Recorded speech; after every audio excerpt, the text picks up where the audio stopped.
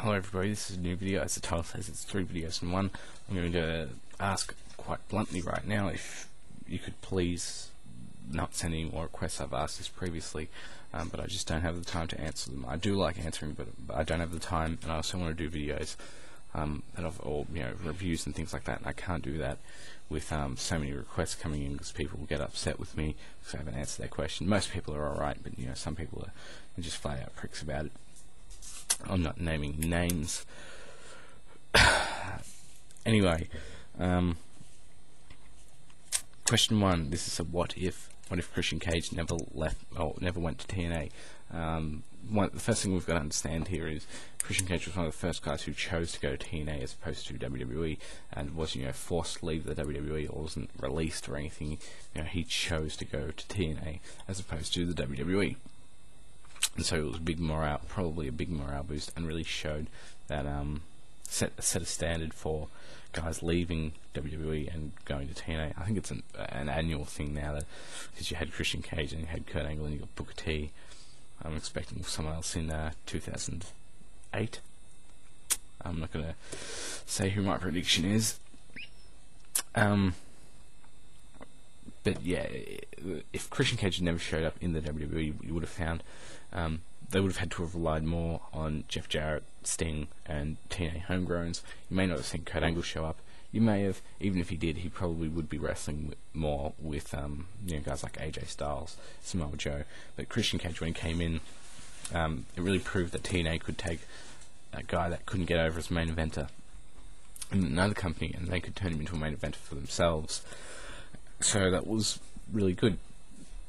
But if he didn't show up, they would have been continuing to rely on their own homegrown talent, which, there are positives and negatives to both ways. There's positives and negatives for Christian Cage showing up, there's positives and negatives for him not showing up. So yeah, it would have, you would have seen, maybe instead of Christian Cage in so many main events, you would have continued to see AJ in those main events, and Samoa Joe, and probably other guys like, I don't know, Robert Roode more recently, or James Storm, or Chris Harris.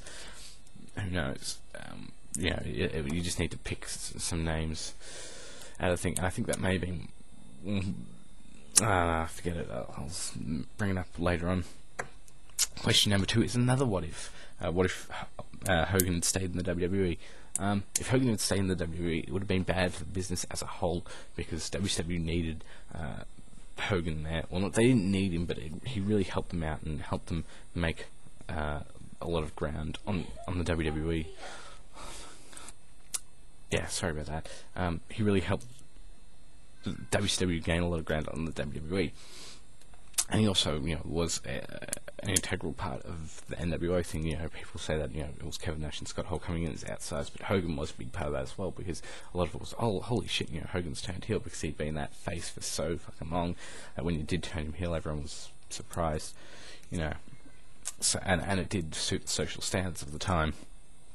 If he didn't leave, he would have probably continued to play that same babyface he did in the WWE, and you wouldn't have seen the anti-heroes like Steve Austin, The Rock, and you probably wouldn't have seen Hogan and not Hogan, Hart and HBK come up. So Hogan leaving really did something good for the WWE and WCW, because when Hogan left, it forced the WWE to change their strategy, look at what the social standards were, and as I said, they created an anti-hero in Stone Cold Steve Austin, and The Rock was another anti-hero, and it suited the social standards. There's a video here on YouTube, I can't remember where it is, it may have been deleted, but it's called Life After Hogan, or WWE After Hogan, and really talks about this a lot more. But if Hogan never left WWE, you probably would have seen the same thing you were seeing in the 80s, and probably be seeing the same thing you are in, probably seeing that same thing from the 80s now. You may not have seen the Attitude Era come up, and the wrestling business would be a lot smaller because of it. And the third question is, what do you feel the direction of TNA is? I can't really comment on the product, even though I do watch it. I will say that with the product, there are a lot of stupid storylines, and I have spoken about the product previously. I think what they need to do is hype up the pay-per-views more, and they're not doing a good enough job of that. The last two pay-per-views and Destination X have not been hyped up well at all, and I'm guessing pay-per-view buy rates will be around that 25,000 mark, probably under, and they need to make probably around 60. From 2002 to 2004, when they were doing the weekly pay-per-views, they needed to make 50,000 buys with a $10 thing, and there's a smaller audience and all that, so they're also running off a smaller budget. They didn't have high production value, or the greatest production values, or big names like Kurt Angle, Sting. Oh, they did have Sting, but Kurt Angle, Booker T, blah blah blah. They weren't paying their talent as much as they are now. So I'd say the bar, but because pay-per-views cost more and they are doing more house shows now, it should be interesting to see what happens. They probably need to make about 60,000 to break even, maybe a bit lower. I'm not sure. That's just some things I've heard around the place. But and another thing that I've spoken about TNA previously, but they do need to. I think doing house shows is a step in the right direction, because it does hype up the product, it does hype up the company, and it does make money if they get a certain number.